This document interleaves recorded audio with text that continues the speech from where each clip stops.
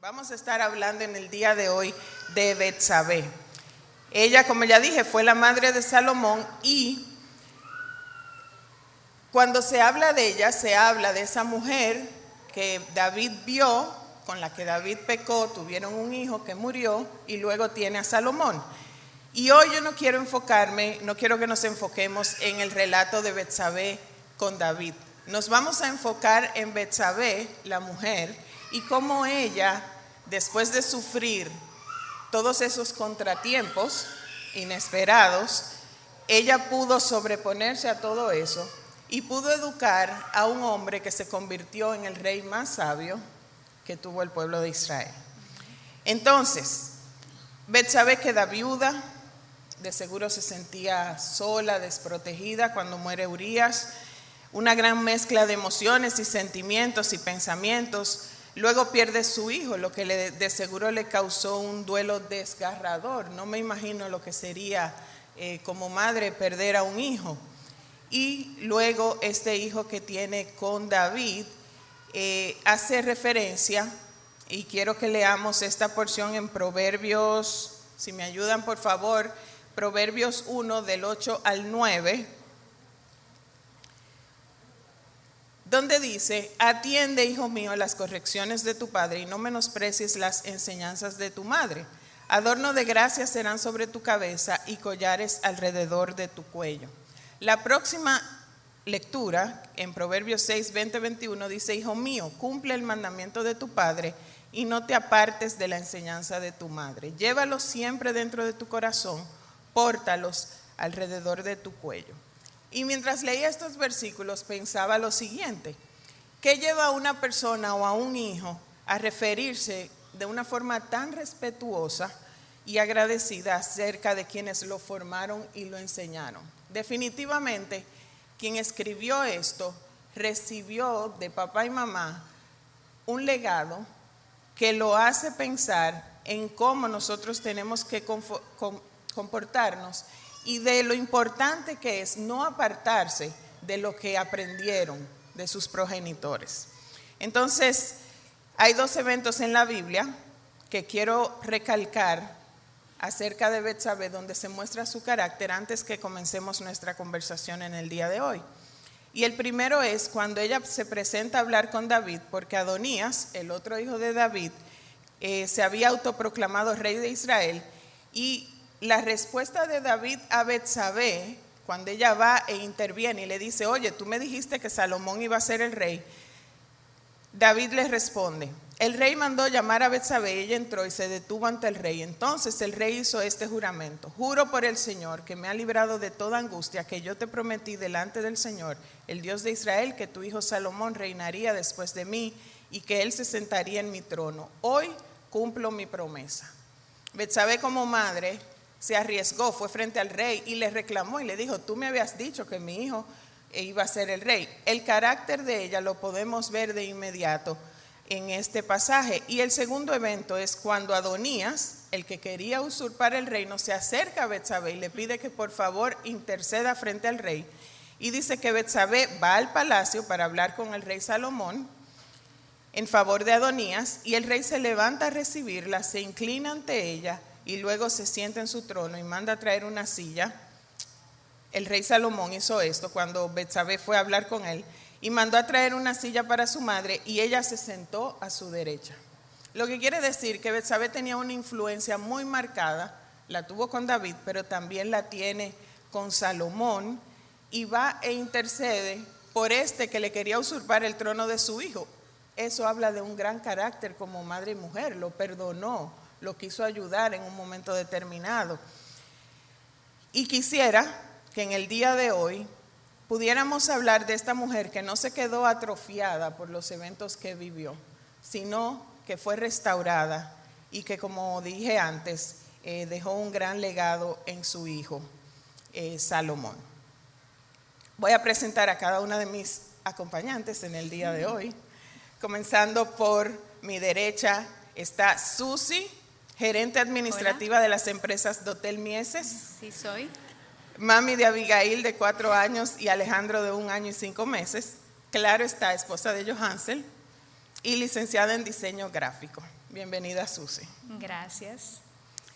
Luego tenemos a Patricia Mauricio, mami de Matías, de 6 años, esposa de Joel, encargado del sonido en el día de hoy. Ella es madre, arquitecta y maestra. Tremenda tripleta. Bienvenida, Patricia. Y aquí tenemos también a Helen Sánchez, mami de Gianpiero, de 6 años, de Gianmarco, de 3 años, esposa de Danilo Pop. Y es educadora en el área de grado, posgrado y maestría, psicopedagoga. Así que tenemos un buen panel en el día de hoy y con quienes vamos a estar conversando acerca de estos temas que surgen a raíz de la vida de Betsabé. Así que muchas gracias por decir que sí y estar aquí en el día de hoy. Vamos a comenzar con Susi. Susi, tomando en cuenta la historia de Betsabé, hoy día muchos de nosotros podemos decir que también hemos enfrentado situaciones muy difíciles. Tal vez tan duras como las que ella vivió, pérdida, fracaso, divorcio. Y a partir de esa historia, ¿qué tú puedes decirnos sobre el duelo, el dolor o lo inesperado que definitivamente no limita el poder de Dios? Bueno, Betsabé es conocida originalmente, o es famosa, por haber sido quien compartió con David el pecado. Y de este pecado, como ya mencionamos, hubo un fruto, el cual murió. Yo no me puedo empezar a imaginar la culpa con la que cargaba Betsabé, porque aunque es algo que pasa todavía hoy en día, en su caso, Dios mismo dijo, tu hijo va a morir. O sea, era evidente que era un castigo. Y yo no me puedo imaginar la culpa con la que ella cargaba, porque yo creo que todas las madres aquí presentes cargamos con algún tipo de culpa, por lo que sea. Si son madres que trabajan, cargan con la culpa de que estoy dejando a mis hijos solos mucho tiempo. Si son madres que están en la casa, cargan con la culpa de que yo le estoy enseñando a mis hijos. Solo estoy en la casa. Minimizamos como ese trabajo que estamos haciendo dentro de casa. Y ella cursó un proceso muy doloroso que, por lo que vemos en la Biblia, por lo que pasó luego, vemos que ella se acercó al Señor buscando perdón. Eso no se menciona. Sí se menciona que el Señor perdonó a David, pero no nos especifica en ningún momento que se perdonó a Betsabé. Ahora, lo que pasa después deja claro el perdón de ella, y fue que más adelante en la historia dice, David fue a consolarla, se unió a ella y tuvieron a su hijo llamado Salomón, el cual Dios amó. Y esto me resulta tan tierno porque Dios no recordó a Betsabé por su pecado. La vida de ella no se detuvo en su dolor, sino que Dios vio el dolor de Betsabé, vio su arrepentimiento, pero también Dios la restauró. No la dejó como estaba, sino que se encargó de restaurarla. Y vemos un Dios de amor que, según la palabra, aleja nuestros pecados y no los recuerda. Nosotros somos los que cargamos con eso, los que seguimos como cocinándonos en ese yo lo hice mal y dándonos latigazos y no nos creemos que Dios nos perdonó realmente. A mí me llamó mucho la atención que en Mateo 1:1, en el capítulo 6 específicamente, esta parte de la Biblia habla de la genealogía de Jesús. Y si nos fijamos, dice, Isaí, padre de David. David fue padre de Salomón, cuya madre había sido la esposa de Urías. A mí me llama la atención que en este pasaje, en la genealogía, no se mencionan todas las madres. Se menciona quiénes iban antes de Jesús, pero no se mencionan las madres. Se menciona Ruth, se menciona una que otra, Rahab, y se menciona Betsabé. Y lo que me llama la atención de esto es que en lugar de recordar su pecado, el Señor tuvo tanta compasión de ella que la incluyó en la genealogía de Jesús, como un mensaje para nosotros de que nosotros estamos incluidos en la familia del Señor, aunque carguemos con todo lo que cargamos, y es una invitación del Señor a nosotros de: yo no te recuerdo, tú no estás marcado por la que robó esos cuartos, tú no estás marcada por la que fue infiel, tú no estás marcada por la que insulta a todo el mundo, tú eres transformada por el Señor. Y luego de ahí el Señor olvida eso y te incluye en la familia de Jesús. Y ahí nos incluye a nosotras, a las madres. A veces yo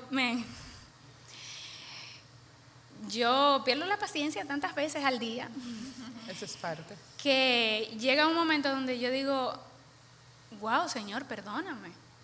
Perdóname porque yo sé que tú me estás transformando. Yo sé que tú estás usando mi maternidad. Y bueno, y qué lindo es poder acercarnos a Él sabiendo que vamos a ser perdonadas. Amén. Y algo que me viene a la mente cuando te escucho es que no solamente no es con los hijos grandes a los que nos acercamos a pedirle perdón como madres, lo hacemos desde que están pequeños, porque ellos entienden cuando hay algún tipo de verdad, de exabrupto o nos salimos de control por algo. Y qué bueno que sé que todas que tienen hijos más pequeños que yo lo hacen desde ya, porque los niños definitivamente entienden y van adoptando ese carácter de sí, yo también puedo pedir perdón cuando me equivoco, y creo que esa es una enseñanza que debemos recalcar. Helen, ¿qué tú le dirías a quienes están cargando con una culpa o con duelo en este momento? Ciertamente, cuando se me informó para formar parte de este podcast, decía: Señor, increíblemente la parte que me toca, esa soy yo. Eso es lo que yo estoy atravesando. Y ciertamente en relación a la culpa, vemos que la culpa no es más que la respuesta natural al alejamiento de la voluntad de Dios. Y que ciertamente cuando nosotros como madres estamos pasando y atravesando por eso, nosotros no podemos fluir porque nos sentimos la peor. Nosotras mismas muchas veces decimos: yo soy la peor mamá del mundo. Creemos que lo más grande nos está pasando a nosotras. Creemos que lo que estamos haciendo con nuestros hijos al final nos van a señalar y van a decir: mamá, realmente, como diría Gianmarco, tú eres una rabiosa. Sí, ciertamente yo misma en ocasiones he tenido mis momentos y me identificaba mucho con Bexabé porque decía: Dios mío, ella pasó momentos de tristeza, de dolor, se habrá desechado ella misma diciendo: ya yo perdí un hijo, ¿para dónde voy yo? ¿A dónde tú me vas a llevar, Señor? Sin saber los planes que Dios tenía para ella. Y en esa parte pues veía Salmos 32 del 3 al 5, donde dice: mientras me negué a confesar mi pecado, mi cuerpo se consumió y gemía todo el día. Día y noche tu mano de disciplina pesaba sobre mí. Mi fuerza se evaporó como agua al calor del verano. Finalmente te confesé todos mis pecados y ya no intenté ocultar mi culpa. Me dije: le confesaré mis rebeliones al Señor y tú me perdonaste. Toda mi culpa desapareció. Amén. Y yo creo que esa es una respuesta a que podamos entender que siempre los planes que Dios tiene para nosotros son planes de bien y no de mal, pero también que somos perfectamente imperfectas, que cuando tú tratas de asociarte a una comunidad y entender, como ayer escuchaba a mis hermanas y yo decía: pero Helen, tú no eres la única, ciertamente estamos pasando por allí.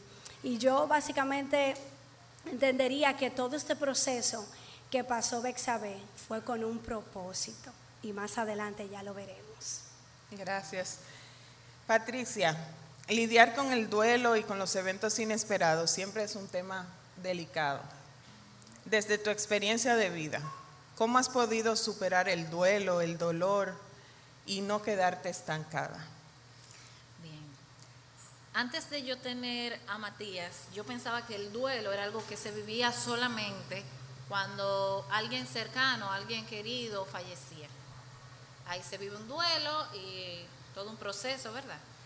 Pero luego de tener a Mati, aprendí que se viven muchos tipos de duelos en esta vida. Uno vive un duelo por una relación que termina, por un proyecto en el que hemos invertido toda nuestra fe y esperanza y no se da. Hay muchas cosas por las que debemos hacer duelo, cosas de las que nos desprendemos y nos duele. Y aprendí que yo tenía muchos duelos por vivir. Primero, el duelo de ver que no todo iba a ser como pensábamos que sería. Joel y yo somos dos personas muy organizadas, estructuradas, somos bastante cuadrados. Y antes de Matías nacer, nosotros teníamos su vida planificada.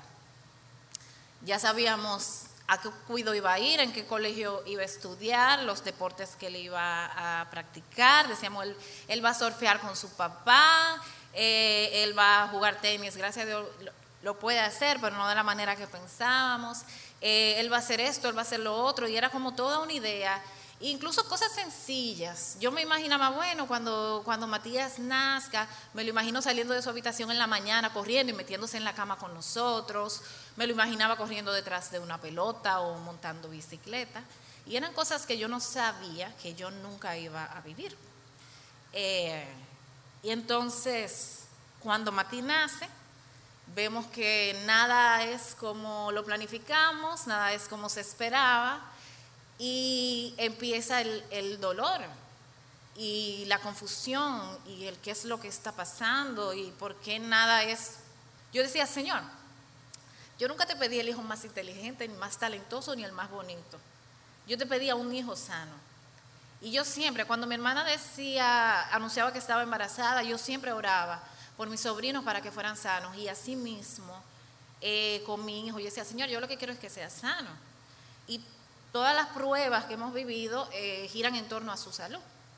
Para los que no conocen, yo tengo un niño de 6 años que nació con una lesión en la médula espinal y del tronco hacia abajo él no tiene fuerza, ni movimiento, ni nada. Entonces, tuve que aprender que debía vivir ese duelo de deja a un lado todas esas ideas, esas ilusiones, esos planes. Pero no solamente que lo abandones, sino mira que hay otras cosas que sí puedes hacer, que sí puedes vivir, otros logros que sí puedes celebrar. O sea, este año por primera vez Matías se pudo sentar sin recostarse de nada y levantar sus brazos. Por 10 segundos ya él levanta sus brazos sin irse de lado. Yo tengo como 4 meses celebrándolo. Entonces hay que ver, o sea, sí, yo estoy viviendo ese duelo, pero el Señor me trae cosas que yo sí tengo que celebrar. Y también me preguntaba, Señor, o sea, ¿en qué fue? ¿Cuál fue el problema? Yo me levantaba, por lo menos los 2 primeros años, yo despertaba en la mañana y era como que le daban play a una cinta, desde el momento que me dijeron, estás embarazada, hasta el momento que me dijeron, Matías tiene una lesión en la médula. Y era como recordando todo, qué hice, qué no hice, qué pasó, qué no pasó, cómo fue, dónde fue, por qué. Tratando de ver qué era lo que había pasado, porque ningún médico nos podía decir nada. Entonces, eso era algo que yo tenía que vivir para poder estar sana, para poder superar todo. Y le preguntaba al Señor, o sea, cuando Él se estaba formando, tal vez tú estabas en un momento muy ocupado y te distrajiste y en ese momento justamente algo pasó y por eso estamos viviendo esto. Y el Señor me llevó a su palabra. En el Salmo, voy a leer aquí, Salmo 139, verso 13 en adelante, que dice, tú creaste las delicadas partes internas de mi cuerpo y me entretejiste en el vientre de mi madre. Gracias por hacerme tan maravillosamente complejo. Tu fino trabajo es maravilloso, lo sé muy bien. Tú me observabas mientras iba cobrando forma en secreto, mientras se entretejían mis partes en la oscuridad. Me viste antes de que naciera. Cada día de mi vida estaba registrado en tu libro, cada momento fue diseñado antes de que un solo día pasara. Y cuando yo me encuentro con esta palabra, yo digo, Dios mío. O sea, mi hijo fue diseñado maravillosamente. Y el Señor no se descuidó. Y Él lo veía cuando estaba dentro de mí, cuando se entretejían sus órganos, cuando se formaba su médula. El Señor estaba ahí, tenía cuidado. Entonces, uno debe ver todo, propósito en todo. En Job, capítulo 1 dice, en todo esto no pecó Job, ni atribuyó despropósito a lo que él estaba pasando. Y yo decía, es que no puedo atribuir despropósito a esto que estoy pasando. Tengo que ver que el Señor está aquí y que Él tiene un propósito con lo que está sucediendo. Y déjame ya ir cortando, porque yo sé que son muchas cosas. Me ayudó a aferrarme a la palabra, Había momentos en que yo me sentía tan abrumada, tan confundida, tan estresada. Yo despertaba en la noche asustada, me espantaba, como algo le va a pasar al niño. Mati tuvo una gravedad cuando tenía entre 2 y 3 meses de nacido, y prácticamente yo lo perdí mientras lo tenía en los brazos. Vi cómo se me fue. Yo pensaba que hasta ahí había llegado, y el Señor en su misericordia devolvió a mi hijo a la vida. Y después de eso yo quedé en un estado de ansiedad, de miedo, era pánico, y yo entendí que se me había ido la paz. Entonces el Señor nuevamente me llevó a su palabra, a Filipenses 4:6, que dice, no se preocupen por nada, en cambio, oren por todo. Díganle a Dios lo que necesitan y denle gracias por todo lo que ha hecho. Así experimentarán la paz de Dios, que supera todo lo que podemos entender. La paz de Dios cuidará su corazón y su mente mientras vivan en Cristo Jesús. Y ahí yo dije, Dios mío, pero eso es lo que yo necesito, es tu paz. Pero vi que ahí estaba la fórmula para tener la paz. Dice, no se preocupen por nada, oren por todo y denle gracias a Dios. Y cada vez que yo sentía que este miedo me sobrecogía, esta ansiedad, yo lo repetía, no se preocupen por nada, oren por todo, den gracias por todo. No se preocupen por nada, oren por todo. La palabra es a lo que tenemos que aferrarnos cuando estamos en un proceso de duelo, en un proceso de pérdida. Y por último, me ayudó la comunidad, tener amistades sabias. En cada etapa de la vida siempre hay gente que te da consejos que no debemos escuchar. Entonces tenemos que buscar personas sabias, personas con fe, personas con conocimiento de la palabra para que nos orienten. Y también ayuda de un profesional. Cuando la primera vez que Noelia me invita a su casa y estamos hablando de todo, me dice, Patricia, ¿y tú no has llevado todo este proceso de mano de un profesional? Le digo yo, no. Mati ya tenía como 3 años, casi 4. Wow. Yo nunca he ido a un psicólogo en mi vida. Señores, es necesario que un profesional nos vaya encaminando, y mejor si es un profesional cristiano que conoce la palabra y que tiene temor de Dios, porque todo el proceso es diferente. Cuando contamos con un hermano, con un psicólogo, en mi caso con una madre que siempre me daba la palabra que yo necesitaba, el Señor la usaba a ella para ministrar mi vida, y de esa manera poder superar todo. Amén. Y puedo decir, y todos los que compartimos con Matías, podemos decir que Matías es el reflejo de la gracia de Dios. Amén. Ver a Matías, saludarlo, hablar con él, ver su vida, es un testimonio de que Dios es fiel. Y eso es lo que estamos viendo. Y qué bueno que el Señor ha podido trabajar en ti, en tu esposo, en tu familia, y que vamos a seguir viendo la obra de Dios a favor de ustedes. Helen, hay muchos pasos para formar a nuestros hijos. Betsabé definitivamente influenció la vida espiritual y emocional de Salomón, su formación como hombre. ¿Qué crees tú que fue lo que ella hizo para que esto sucediera? Bueno, yo, según lo que estaba estudiando, de la palabra, veía que ella tenía una mezcla nacida de un dolor, un sufrimiento que la llevó a un propósito. Que básicamente de ese sufrimiento salía una fe fortalecida, y que ella vio en Salomón lo que a lo mejor ella no pudo ver en su hijo anterior o en ella misma. Ciertamente ella como dice la palabra, esa fe que es la certeza de lo que tú no estás mirando, pero tú sabes que va a venir. Y toda madre anhela sobre sus hijos todo el bien que pueda haber. Y anhela sobre sus hijos que tengan una buena autoestima, que sean niños capaces de poder insertarse en la sociedad, pero sobre todo nosotros como madres creyentes, lo primero es el amor de Cristo y que tengan esa fe en Él y que vivan conforme a su palabra. Y yo creo que ese propósito que ella luchaba constantemente, que entiendo que una y otra vez, porque yo me veo en Betsabé, ¿verdad?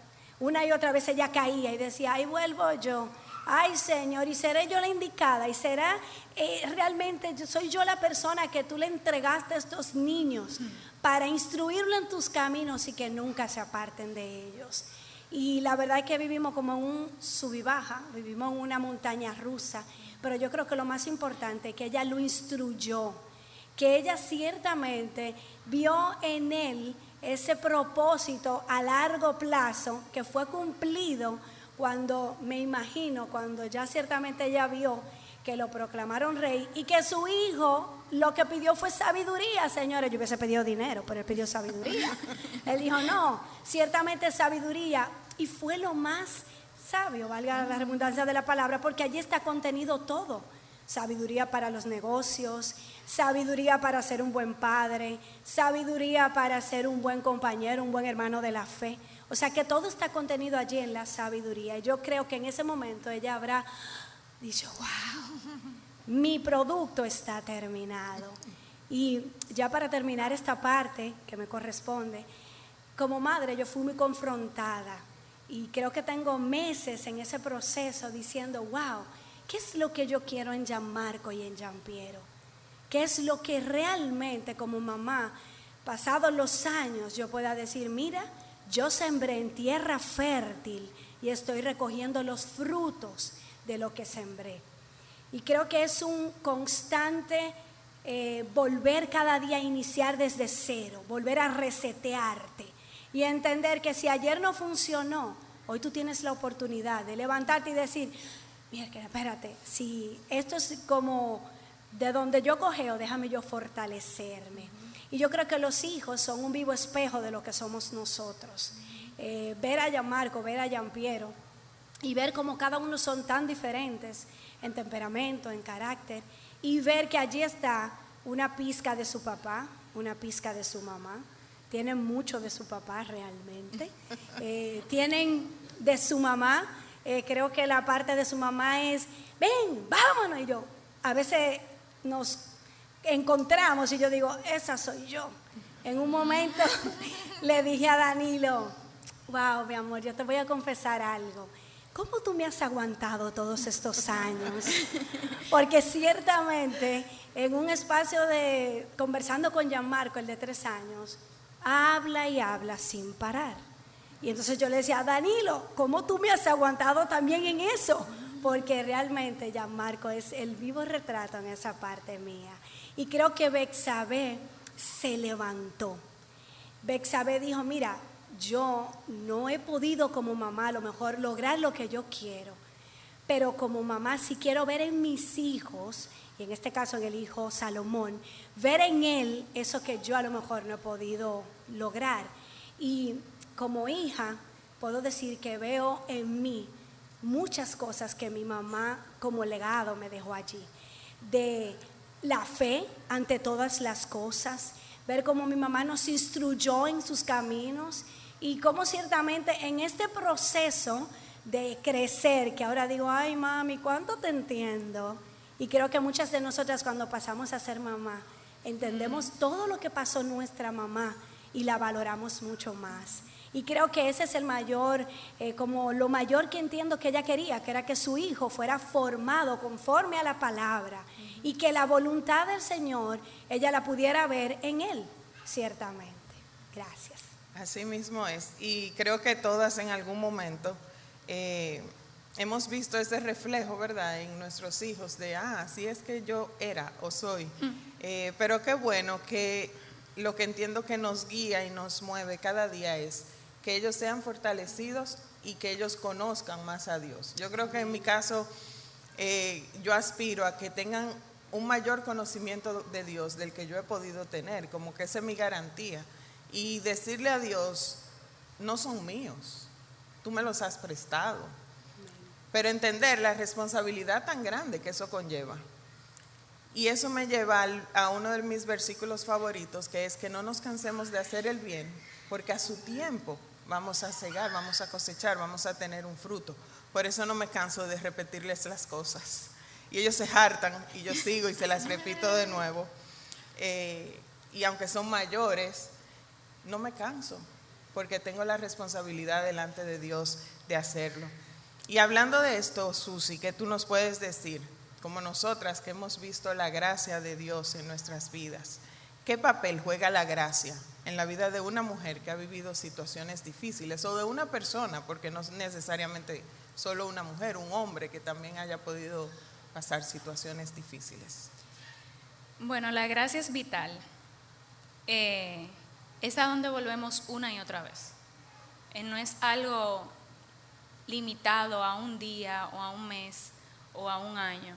Es a donde volvemos una y otra vez. Y es una de las tantas cosas del carácter de Cristo que queremos modelar en la vida de nuestros hijos.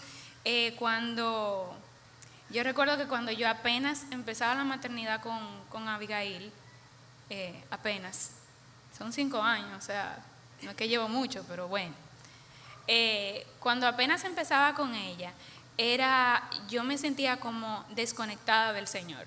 Yo decía, yo podía ver a Dios en su provisión, en su cuidado, podía verlo en los detalles, podía verlo en la cotidianidad del ordinario, del día a día, pero yo no me sentía conectada en el sentido de que yo decía, ¿cómo Dios puede entender mi maternidad?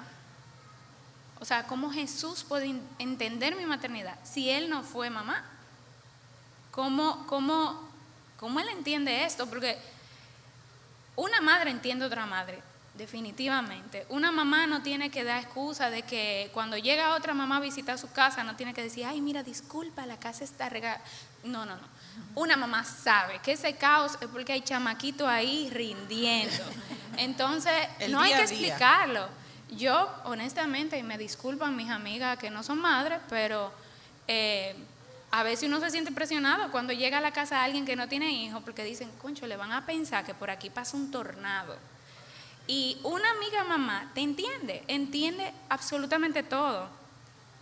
Pero yo no lograba ver cómo Jesús podía entenderme en esta etapa, que yo misma no entendía del todo, porque apenas estaba comenzando.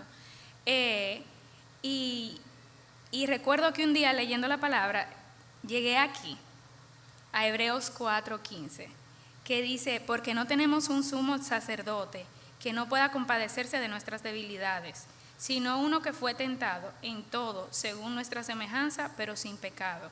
Acerquémonos, pues, confiadamente al trono de la gracia para alcanzar misericordia y hallar gracia para el oportuno socorro. Y ahí empecé una tareita de decir, ¿en qué se parece una mamá a Dios? ¿Qué tenemos de Él en nosotras? Lo primero es que damos vida. Así de simple, empezando por ahí, damos vida. Y no solamente damos vida, morimos a nosotras diariamente para dar vida.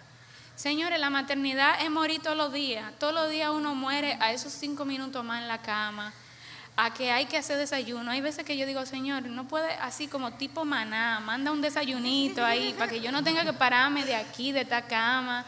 Y que mis hijos, que cuando yo me levante, ellos estén uno con el pañal limpio, la otra limpia, todo bien, todo pristino, que así, yo sé que tú tienes el poder para hacerlo, yo sé que tú puedes, pero Dios quiere que yo muera a mí, porque en esa muerte constante damos vida, y damos vida a nuestros hijos todos los días.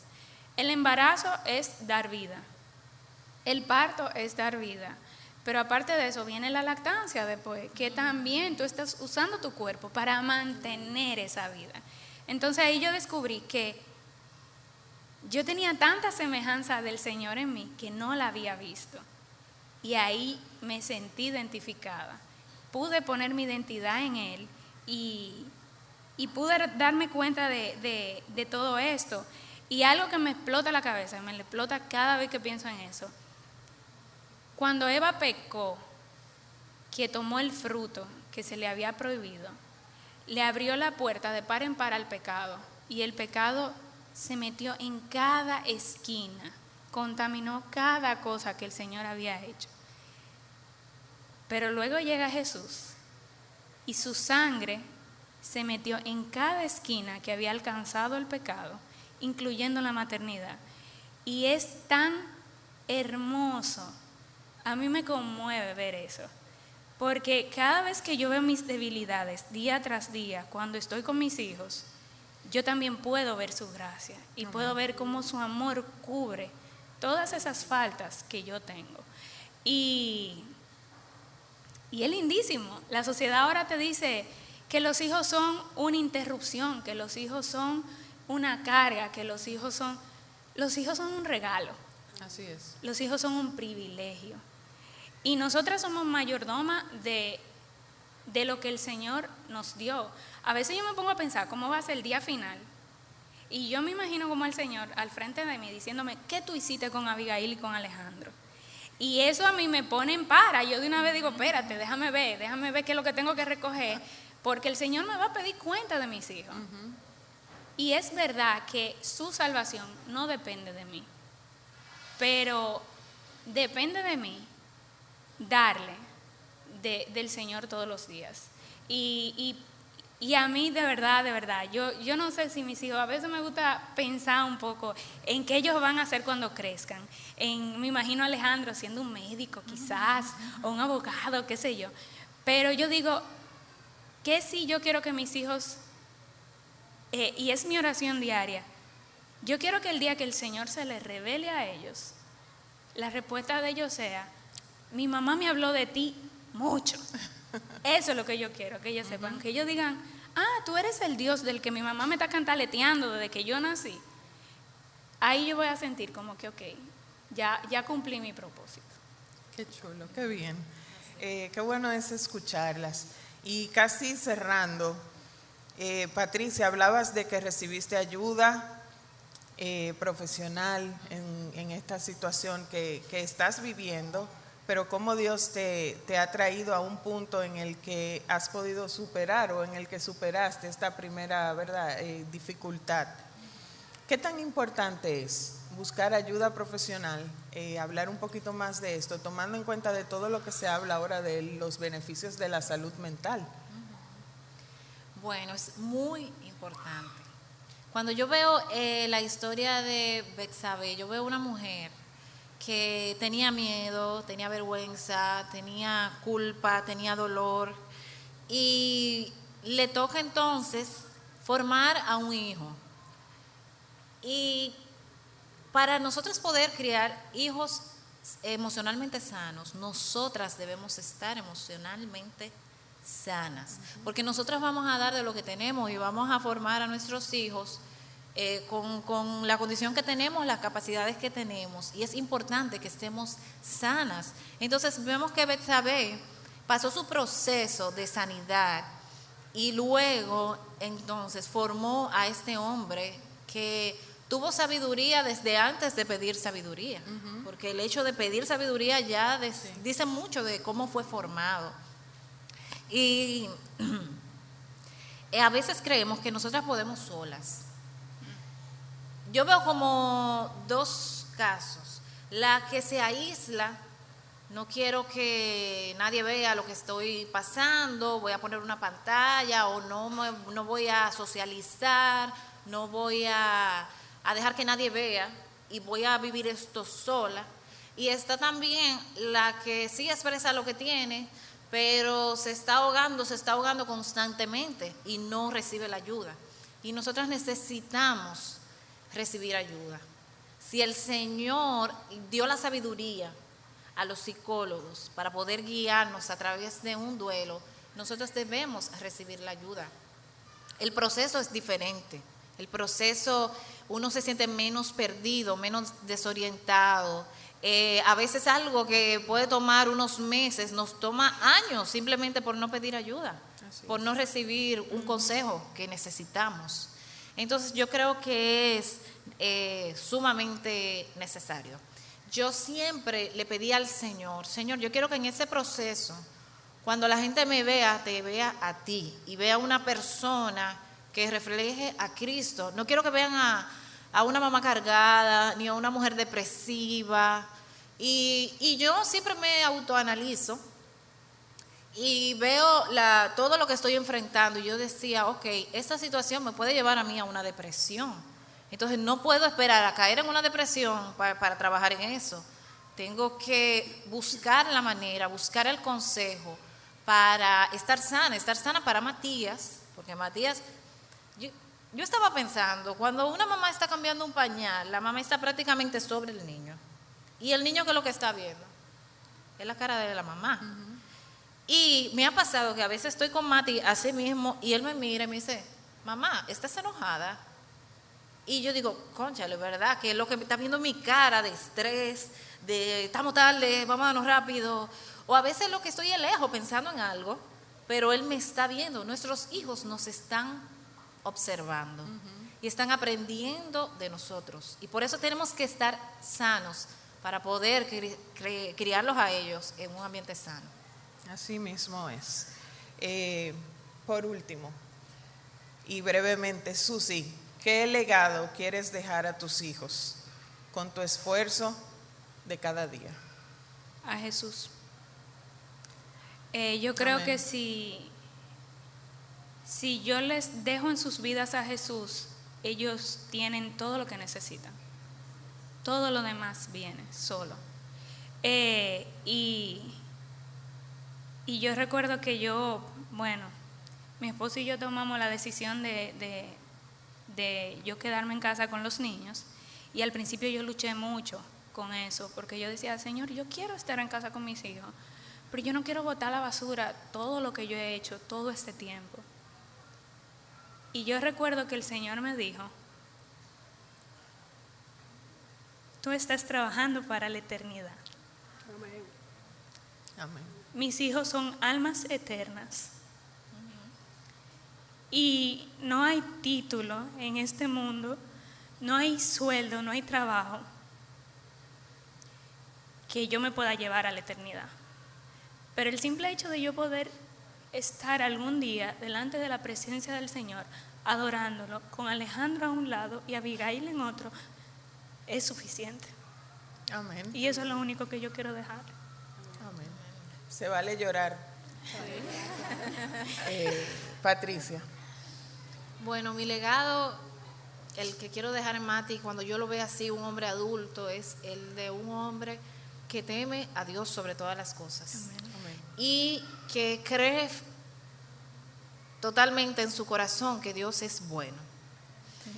Yo cada noche oro con Matías, leemos la palabra, le respondo todas sus preguntas y siempre ya cuando él se va a dormir, yo pongo mis manos sobre él y oro por él. Y siempre, siempre mi oración es, Señor, que Matías te conozca desde su juventud, que tenga temor de ti y que él sepa que tú eres bueno. A Matías le encanta que yo le lea las historias de los milagros de Jesús. Y he tenido que leerle la historia del paralítico que estaba en el estanque, del paralítico que entró por el techo y que el Señor sanó. Y él me dice, mamá, ¿y como yo? Digo yo, sí, como tú.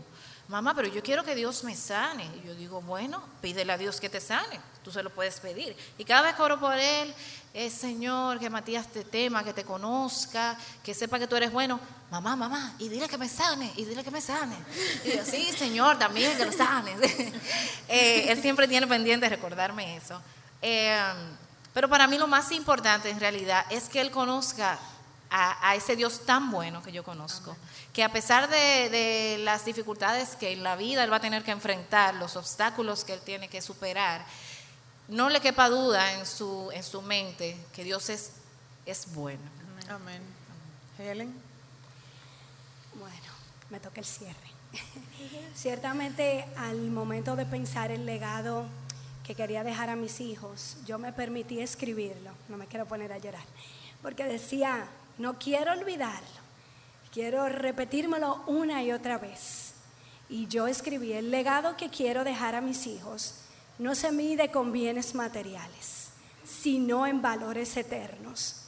Quiero que recuerden que su vida tiene propósito, que son profundamente amados y que siempre pueden levantarse sin importar las caídas. Deseo dejarle una fe viva, una relación real con Dios y el ejemplo de alguien que, aunque imperfecta, nunca dejó de luchar para hacer lo correcto. Quiero que aprendan a amar con compasión, a ser íntegros en lo oculto y a tratar a los demás con respeto. Y a confiar en que incluso en medio del dolor, Dios está obrando algo bueno. Si heredan mi fe, mi esperanza, mi amor por la verdad, sabré que ha valido la pena cada esfuerzo. Amén. Creo que Dios nos está diciendo a todos, hombres y mujeres, madres y padres, en primer lugar, que nuestra historia pudo comenzar de una manera devastadora, con dolor. Hemos tenido pérdidas, muchos materiales, hemos tenido pérdidas de familiares, muchas veces hemos perdido hasta nuestro honor, hemos perdido mucho de nosotros. Sin embargo, para Dios no hay nada imposible. Y el Dios que descendió del cielo a entregarse por cada uno de nosotros está dispuesto hoy para hacer un milagro en nuestras vidas y restaurarnos. Está puesto para acompañarnos, para que no estemos solos. No tenemos que caminar ni pasar nuestro dolor solos, y creo que debemos hacer mucho hincapié en eso. Por eso estamos aquí hoy, por eso estamos en comunidad, por eso estamos hablando a otros de nuestras experiencias. No nos quedemos solos, pidamos ayuda. Y la primera ayuda que tenemos a la mano es la de nuestro Dios, y luego la de nuestra comunidad, la de nuestros hermanos. Busquemos ayuda profesional, no hay vergüenza en ir y buscar ayuda. Y si es necesario un psicólogo, y si es necesario un psiquiatra, y si es necesario ir a tantas sesiones, necesitemos. Porque en la medida que estemos saludables en nuestra mente, en nuestras emociones, en nuestros sentimientos, vamos a poder ayudar no solamente a nuestros hijos, vamos a poder ayudar a nuestra familia, vamos a poder ser de bendición para otros y canales y vasijas que Dios puede usar para bendecir a otros.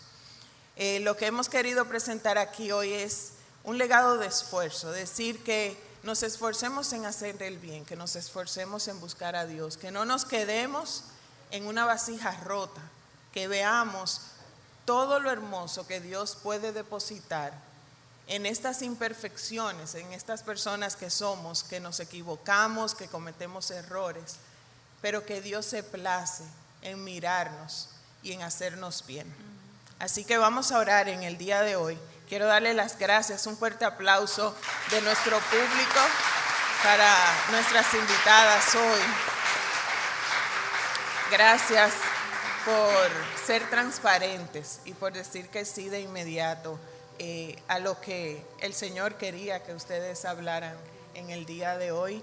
Y gracias a ustedes por escucharnos. Vamos a orar. Padre, te damos muchas gracias en el nombre de Jesús, tu Hijo, porque tú te has acercado a nosotros, porque nos has amado con un amor inagotable, porque nos miras y no te quedas en nuestras miserias ni en nuestros dolores. Nos miras con compasión, con amor, con misericordia y nos restauras y nos haces nuevas criaturas. Gracias, Señor, porque tu obra es perfecta y dice tu palabra que lo que tú comenzaste, tú lo vas a terminar. Tal vez cada día nos caemos y pensamos, otra vez me caí, no voy a poder lograrlo.